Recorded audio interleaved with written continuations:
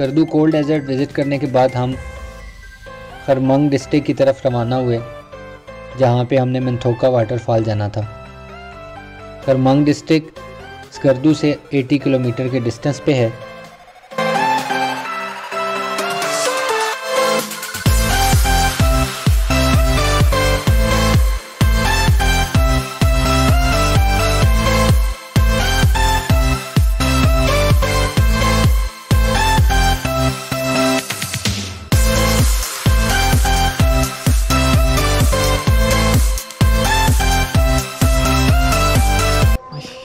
कितनी ज़बरदस्त लग रही है। ये असल में पानी है, पानी के अंदर फुल ट्रीज की रिफ्लेक्शन।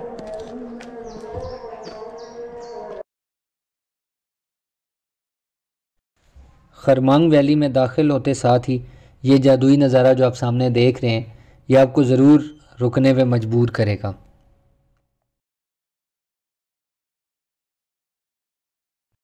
ज़रा देखें, पानी के अंदर दरख्तों के तनों का साया ऐसा नज़ारा पेश कर रहा है कि जैसे शीशे के फर्श में दरख्त उगे हुए हैं। सुभान अल्लाह।